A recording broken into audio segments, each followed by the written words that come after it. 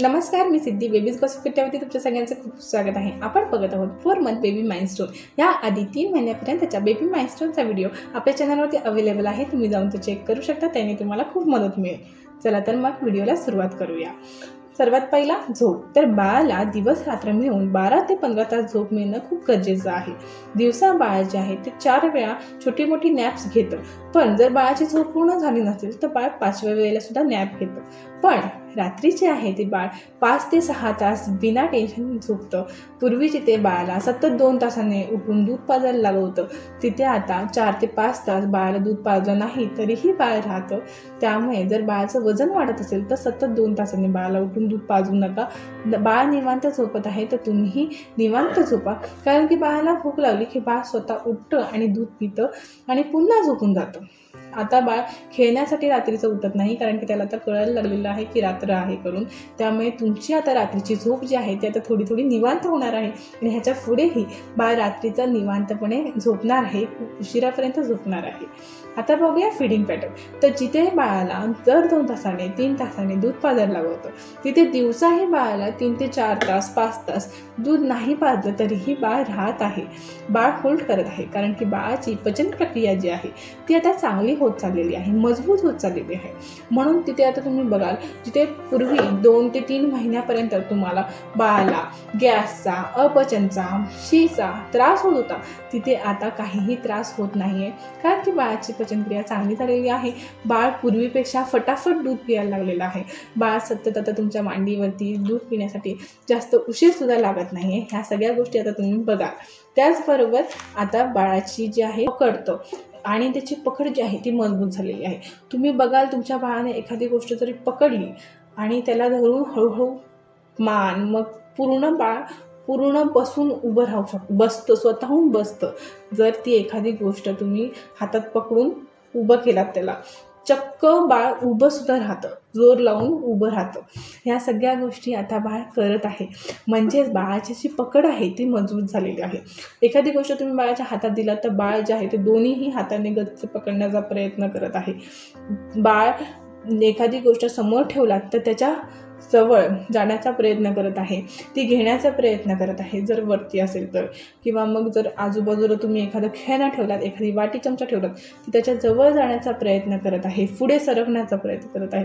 ह्या सगळ्या गोष्टी ते तुम्हाला बघायला भेटतील. त्याचबरोबर बाळ जे आहे ते आता ह्या खुशीवरून त्या खुशीवरती व्हायला लागलेलं आहे. ह्या सगळ्या गोष्टी तुम्ही बघाल. त्यामुळे खूप वेळा असं होतं की जर तुम्ही एकटे असाल, घरामध्ये काम करत असाल, तर तुम्ही बघाल तुमचं बाळ जर तुम्ही हॉलमध्ये ठेवलं असेल तर ते किचनपर्यंत तुमच्या मागे मागे मागे मागे येतं. ज्या वेळेला माझं बाळ लहान होतं त्यावेळेला मी त्याला चटई टाकून बाळाला ठेवायची, पण बाळ जे आहे ते हॉलपासून डायरेक्ट किचनपर्यंत माझ्या मागे यायचं आणि चक्क मी दचकायची, कारण की बाळ जे आहे ते पोटाने पुढे पुढे सरकत येतं आणि कधी कधी आपलं लक्ष नसतं की बाळ आपल्या पायाशी आहे करून. त्यामुळे ह्या वेळेत बाळाची काळजी घेणं खूप गरजेचं आहे, कारण की आता बाळाची हालचाल वाढत चाललेली आहे आणि बाळ चक्क पोटाने पुढे सरकून सरकून दरवाजात जातं किंवा मग बाळ तुमच्या पाठी येतं. त्यामुळे बाळाच्या आजूबाजूला एक तर बाळ झोपलं असेल तर उशा लावून ठेवा, नाहीतर मग बाळाची खूप काळजी घेणं तर तुम्हाला गरजेचं आहे, कारण की बाळाला लागू शकतं, इजा होऊ शकते ह्यासाठी.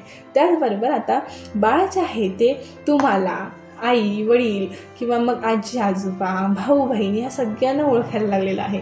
तुम्ही जर बाळाच्या जवळ गेलात तर ते बाळ खळखळून हसायला लागलेलं आहे, तुम्हाला हातवारे करून इशारे करून सांगायला लागलेलं आहे की बाहेर घेऊन चल, नाही घेऊन गेलं तर रडायला लागलेलं आहे. जर एखादी कुत्रा मांजर बाळाच्या समोरून गेलं ते जाईपर्यंत बाळ बघत असतं, टकमक टकमक बघत असतं.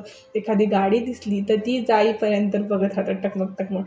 ह्या सगळ्या गोष्टी आता बाळ करत आहे. बाळाला आता लोकांशी बोलायला, त्यांच्या जवळ जायला, फिरायला खूप आवडलेलं असतं. त्यामुळे आता बाळ एका ठिकाणी बसून राहत नाही.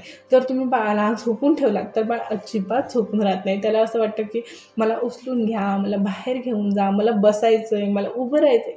ह्या सगळ्या गोष्टी आता बाळ करत असतं. जर बाळाला तुम्ही टमी टाईम दिला असेल तर तुम्ही बघाल बाळाला टमी टाईमसुद्धा खूप छान वाटतं, खूप एन्जॉय करतं बाळ टमी टाईम. त्याचबरोबर आता तुम्ही बघाल बाळ जे आहे ते आपला हात पाय, अंगठे, बोटं, पायाची बोटं, चक्क तुमचं नाकसुद्धा तोंडात घालायला सुरुवात करत असतं. कारण की बाळ जे आहे ते स्वतःचे अवयव जे आहेत ते बघत असतं, ते फील करत असतं. त्यामुळे ह्या सगळ्या गोष्टी त्याच्यासाठी खूप महत्त्वाच्या असतात, त्याच्या डेव्हलपमेंटसाठी खूप महत्त्वाच्या असतात. त्यामुळे ह्या ज्या गोष्टी आहेत, बाळ तोंडात घालतं आहे एखादी गोष्ट, तर त्याला तुम्ही नाही म्हणू नका. कारण की बाळ स्वतःचं शरीर स्वतः बघत असतं की काय आहे, हात कुठे आहेत, आपले पाय कुठे आहेत, आपले नाक कुठे आहे. मम्माला नाक आहे तर मला पण नाक आहे का, ह्या सगळ्या गोष्टी बाळाच्या होत असतात. बाळाचं ब्रेन जे आहे ते डेव्हलप होत असतं. ह्या सगळ्या गोष्टी ब्रेन डेव्हलपमेंटसाठी सुद्धा खूप गरजेच्या असतात. लक्षात घ्या, ह्याच्या पुढचे जे माइलस्टोन आहेत ते थोडेसे ढिले होऊ शकतात. लहान बाळाचे माइलस्टोन एखाद्या वेळेला स्किप होऊ शकतात. म्हणजे बाळ पुढे सरकत नाही तर बसायला लागतं किंवा मग रांगायला लागतं.